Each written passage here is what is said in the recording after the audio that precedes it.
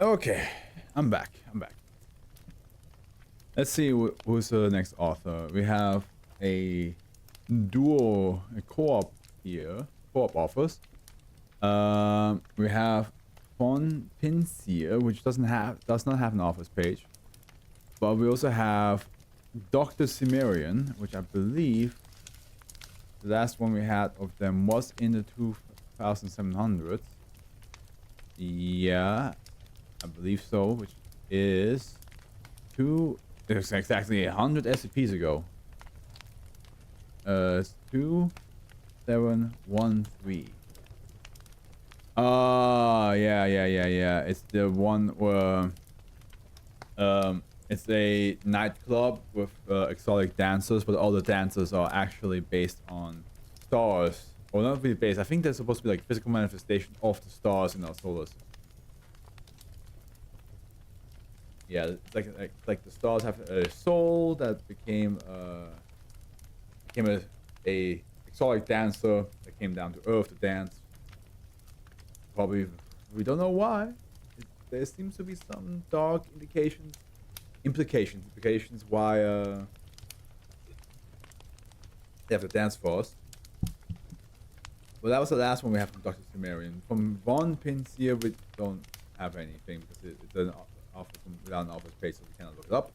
But now we got Ghost Ship. All right, let me just take a couple sips more, and also let me answer this WhatsApp message. I think I found out how to mute the WhatsApp as well, so.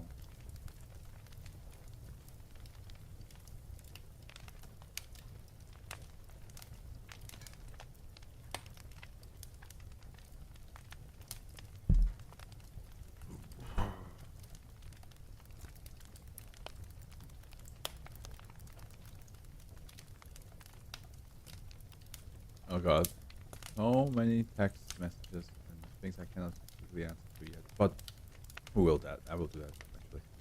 Night. Alright, here we go. Ghost Ship. Object class, Euclid. Very containment procedures. Containment of SB2813's anomalous nature is predicated on maintaining its current identification as 13 Catherine, a natural small solar system body. Government-sanctioned missions to observe 13 Catherine, manned or otherwise must be prevented in order to preserve containment. Due to its distance and small size, 13 Catherine's true nature is currently not known to terrestrial observers. Should the Russian Space Agency or the Group P become aware of the true nature of SCP-2813, Orbital Task Force DAT-3, IDES is to be deployed to secure the object in Foundation custody. God, what's that supposed to be?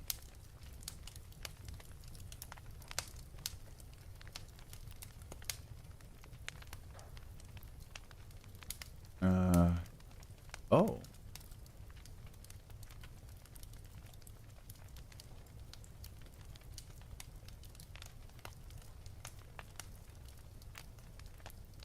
Okay.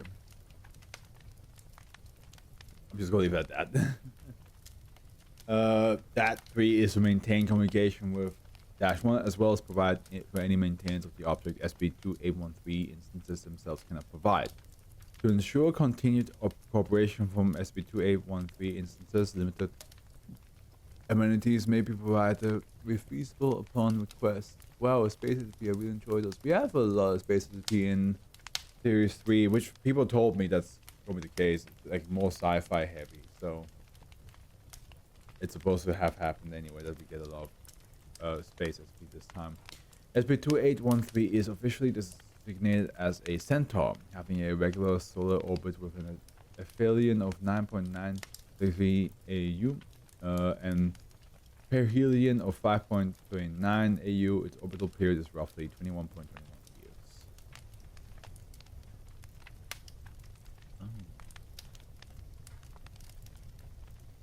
Description. SB2813 is a formerly Russian interplanetary spacecraft roughly 600 meters long and 250 meters wide. SCP-2813 contains 3 individual non-corporeal operators, referred to as instances of -1A, -1B, and 1C.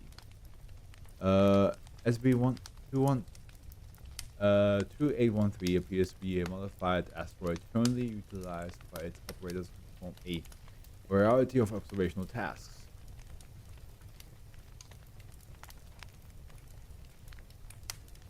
Interesting. So it's both a spacecraft and an asteroid. That what I'm getting here. Dash 1 possesses the physical traits of Konstantin Tsiolkovsky as he appeared in the 1910s. A self-taught school teacher from a small village near Moscow, Tsiolkovsky, 1857 till 1935, was one of the earliest proponent of astronauts and rocketry, and his corpus of theoretical work was foundational to the works of other later European rocket scientists. Interviews with both the E-1B and -1C instances have yielded a personality closely modeled on or directly related to Tsiolkovsky from the same time period. What is wrong with me? Why can't I read? -1 have demonstrated limited knowledge of the course of world history past 1916, and their own records show a cessation of contact with the Earth in late 1917. -1 instances are capable of physical interaction with objects both in the confines of SB-2813 and any objects up to 25 meters away from the outer surface of SB-2813. Instances are capable of selectively in regards to physical interaction, showing capacity to pass through solid matter regardless of density, but appear to be bound to SB-2813. While -1C has proven willing to leave the confines of SB-2813, the entity dissipates against its will around the 25-meter mark, reforming on board the craft. The material makeup of SB-2813 is consistent with other trans-Neptunian and Centaur objects.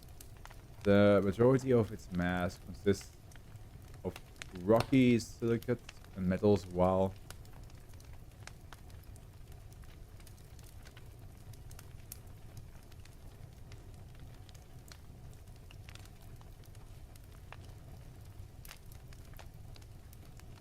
a sizable percentage consists of water, ammonia, and carbon dioxide ice. SB-2813 is significantly less massive than it would appear, though this is believed to be due to an internal restructuring by -1A. SB-2813 possesses no life support systems due to several open observation ports near the center of the vessel. The entire construct remains unpressurized. Due to the semi-corporeal nature of its operators, this design does little to prevent operation of the ship. Then we have 2 interview logs and an addendum. Here we go. Show interview log 1. Following detection of an unidentified object with an unusual radar signature by Foundation Orbital Research Compound 15, Force 15 orbiting Europa, Orbital Task Force was dispatched to investigate. This communication log in the first interaction of the Foundation with a -1 instance. Oh, hello, fellow anomalous researcher, and welcome to the Fluff, fellow anomalous researcher, indeed. Welcome. We read 3 today. We read the first 3 so far. We are on the 4th one, which is called A Ghost Ship, written by Von Binzier and Dr. Cimmerian. What side do you work for? That's classified. That is sadly classified. I work for a site that is yet unknown. Where was I? Oh yes, okay. Command, this is OTF Darth. Oh, that's how you spell it out. Joe's got a C on the object. OTF Darth 3, this is Europa Command. Commence breaching operation. Breaching commenced. Several minutes passed before communication can resume. Command, we're ready to head in. You know, this reminds me of the Metis mission. And now we have some Lieutenant Trini. You're expecting more bugs? I doubt it. It's just there's nothing special about this thing so far except it's shaped like a sausage. Replying to the previous message, You are clear to enter the object. You have full authority. Good luck. Alright guys, let's poke our heads in. Paul, Mark, you're on point. Trini, take rear guard. Joe, you mind the store. Take your time. We all stay close to each other. We have to. At this point, Captain Thompson reported an entity entering the cabin of the breaching ship. This entity was later identified as -1B. Shit. Ah, of course.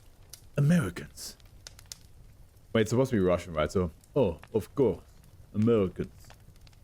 My name is Captain Thompson. Identify yourself. My name is Konstantin Trskovsky of the Imperial Russian Navy. How did you get here? My English. I don't have enough to answer that. Why are you here? We need to examine the structure. Ah, good. A trade then. We are thirsty. Bring me something to drink and I'll show you our ship. Not sure about you guys. But if I went through space, into a ship that has not been seen for a long time, with a dude in it that's supposed to be dead, and he was like, hey, give me something to drink and I'll show you your ship, I'll be like, no. Listen here. This is already a ghost ship. We already have problems with ghost ships in space. I mean, on Earth, you know? We have like at least 50 of those motherfuckers, alright? And now we have a ghost ship in space? I rather not. I think I'm gonna just go back. Goodbye. Following this request and after several communications with Europa Command, it was determined that -1B's continued cooperation was a priority. After a failed attempt relating to a misunderstanding with regards to the nature of -1B's request, several bottles of whiskey were provided to the SB-2813 instance. I would enjoy being on SB-2813 since space is cool. You would enjoy any SCP, man. You are just repeating the obvious. Like, unless there was a snake on that ship, you would not step on it. Or if the whole ship was made out of mirrors. Then you would be like, okay, you know what? No. I'm good. But any other thing.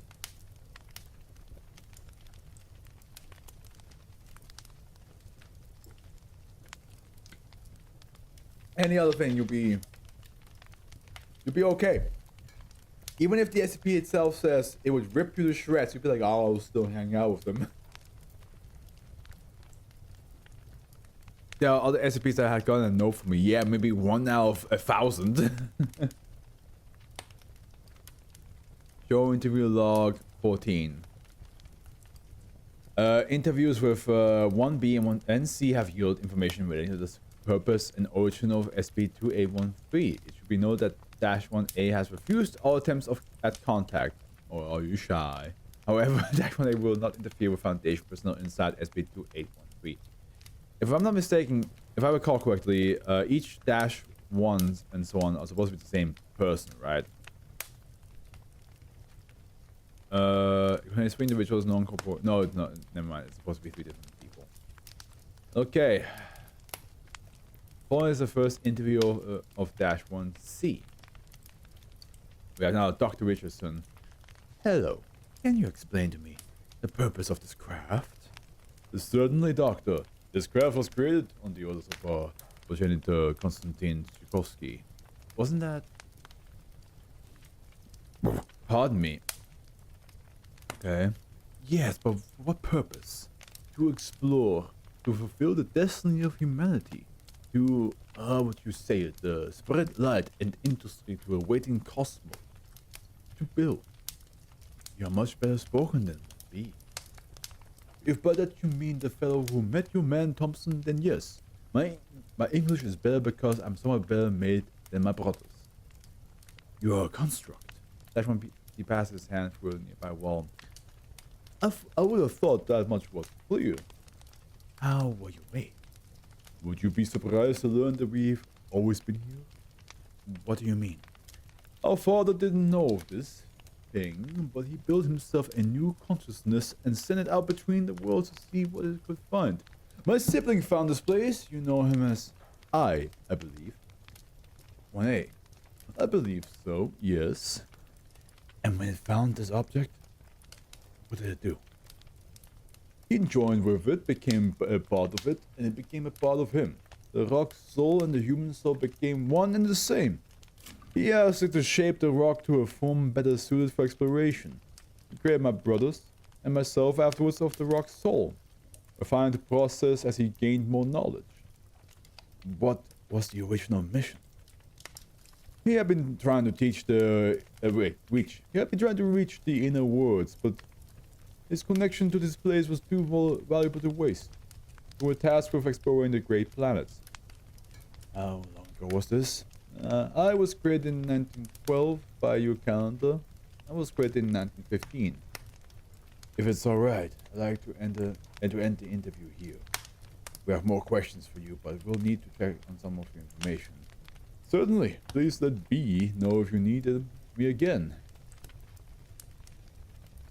If I've got time, I'll check afterwards. Short and 1.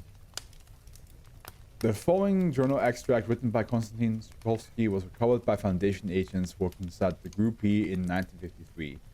Its significance was not understood until 2005, when the Europa command site and boarded SB-2813. The document itself had been improperly stored and was severely degraded, suffering further damage during recovery. January 6, 1904. I've been experiencing curious doubt about spaceflight concepts.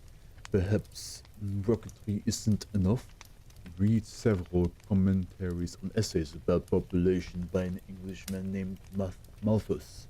Though I find his concept repellent, I cannot deny his notion of a ball necking of both worries me. Can we ever put enough manpower into the cosmos to make a difference? Though what I have here is a good starting point. A new approach is needed. Illegible. January 19th, 1904. Perhaps I have been incorrect in seeing technology as the end. Is not a final goal the spread of the human soul throughout the cosmos? If so, the spacecraft itself is an abstraction? If the soul is already present no matter, there's no need for a craft. The only problem is imposing will. I have in mind certain simple tests, such as metaphysical experimentation is beyond my realm of expertise. But there's a certain simplicity to the concept that appeals to me. Imagine flying between the stars as naked soul stuff. Illegible. Soul is bound within the body. One cannot extract it without bodily death. But afterwards, illegible. Odd an extension, but it's a molecule made at a distance. February 1st, 1904. They moved a stone in the yard with a hand that was simultaneously my own and another's. Too shaken to write more. April 30th, 1904. Have been repeating experiments with great success. They are pale, uneasy copies, like ships in mist, but they move and they act as they should. Can it really feel? We'll send copies of my result to Vladimir Ivanovich, though I have yet to receive any response from him about this work. Illegible. The beliefs of V.I. Vernadsky, geochemist and Russian cosmist philosopher. There's no evidence elsewhere in the historical record of Tsiolkovsky's writing that he knew or had a regular contact with Vernadsky. September 2nd, 1905. It would seem I am now in the MD of the Orkhana, Imperial Russian Secret Police. They have been reading my mail and expressed great interest in my working for them. I could hardly disagree. They claim to be researching applied spiritualism, an unpleasantly westernized term for my work on the stuff of the soul. Their concepts are primitive and brutal compared to mine, but I cannot deny that they have access to a vast and useful well of resources. Well, but that is so interesting. They want to use the power of the soul to control and to suppress. I just now realized that my voice seems to be quiet. Let me double check if the microphone is actually working full power. It is not. There we go. Now we're back, baby. The concepts are primitive and brutal compared to mine, but I cannot deny that they have access to a vast and useful well of resources. But the dreams are so interesting. They want to use the power of the soul to control and to suppress. But exists far so much more. Not for us, the earth, but all the universe. There is no quest for God and the soul in these sluggish brutes. But I feel that with a higher purpose they could be made better. We have much work to do. December 8, 1905. With each day the distance increases. They insist on using me as a model, but I'm slowly winning them over the idea that a living being is not the ideal template. I have survived many of the gathered candidates. One does not need to be a student of spirituality to feel that they possess remarkable power. With their assistance we should be able to achieve projection at sufficient distances. Provided the original expenditure of energy is sufficient, the reaction will be able to sustain itself. I dream of crews of immortal, immutable workers and explorers, immune to the vagaries of time and space. True myrmidons leaping from star to star in engines of star stuff, and the dream is within reach. I have petitioned for additional tests in astronomy equipment. Once we find a proper seed, we can begin. June 2nd, 1912. After 7 long years, success. A mere rock, drifting aimlessly in the void, but it is ours. If the generals and tyrants of Europe only knew that the Russian eagle now flies about the sun itself, we will not be as Icarus, for we have no need of wings. Illegible. August 11th, 1915.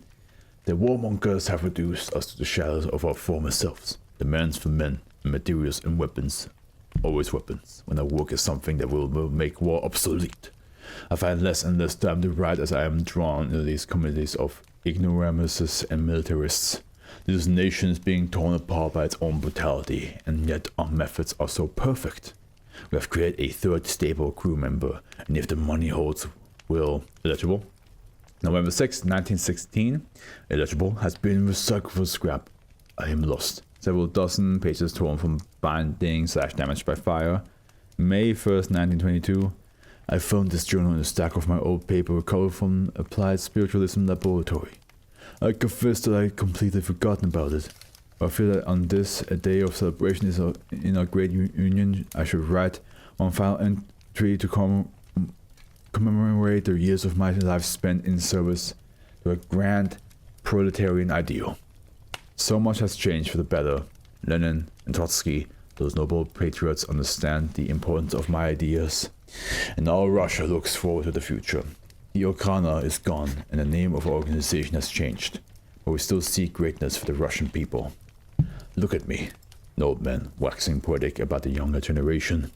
I'm sure the men who wrote this diaries would have scoffed at the modern display, but he did not know what I know now. He did not understand the true power of the mind. His little vessel, those 3 ghosts in a rock circling the sun, that was a mere prototype. Production has commenced, and it is wondrous. We are the Ru Division Psycho-Spiritualism, and I believe that we, the workers of the Soviet Union, can and will accomplish the impossible. Razvedivatelnoy Upravlenie, Intelligence Directorate, the Russian Military Intelligence Division.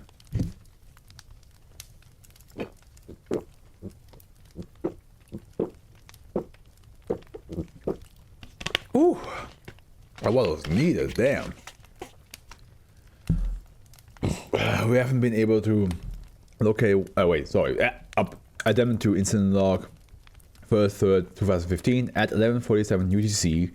The network of monitoring satellites surrounding SCP 813 suffered an unexpected and near-total system failure, with only 2 satellites maintaining secondary backup capacities. Transcript follows. 11:47, Satnav fails. 1 second later, appearance of a massive artificially created object at least 1 kilometer in length within 25 meters of SCP-2813's exterior hull. Object appears between frames of video capture and exhibits no evidence of sudden deceleration or movement. Throughout the entirety of the incident, the object maintained this relative position to SCP-2813 and its orbit. No evidence of attitude control thrusters or station keeping engines has been detected. 11:47 till 11:48:6, no activity. 11:48:7, -1A and exits SB2813's hull and makes contact with unidentified object's hull. 2 seconds later, approximately 135 unidentified semi-corporeal figures pass through the unidentified object's hull and surround -1A. All are similar in appearance to Nikolai Fyodorov and wear uniforms with Group P markings. Nikolai Fyodorovich Fyodorov, 1829 till 1903, was a philosopher and theologian who founded the Russian cosmist movement of which Tucholsky was a part. Among the concepts his works advocated scientific resurrection of the dead and the power of the soul to overcome physical constraints. 11:49 till 11:53, unidentified instances appear to converse with -1A. 11:53:30, -1A returns to SB2813. 11:53:31, unidentified object and instances of -1 vanish between frames. We haven't been able to locate -1A since, and -1B and C claim to not know anything. Whatever they saw or heard when a thing arrived, it frightened them deeply. Commander G. Jericho, OTF-3. The Group P space program is obviously more advanced than we've given them credit for. Fyodorov was dead long before SB2813 was even created, so the ideas in Tsiolkovsky's notes must have been successful. We're going to have to capture one of these ships or surrender our superiority out here. The current containment procedures were formulated with the idea that we avoid exactly what happened. I'm countermanding them with approval from 057. SB2813 is almost certainly going to fall victim to another of these visits. When that happens, we'll be ready. Fork 15, Director Richardson. Well, people have different ambitions when they want to go to space. Some want to explore, some want to prepare humanity to live up there, and some people just want to put their soul into a giant rock. And looks like sometimes something wants to stop them from doing that. I think SB2813 is unique, and I think SB2813 is also really awesome since it's connected with space. You're a simple man. You're a very simple man.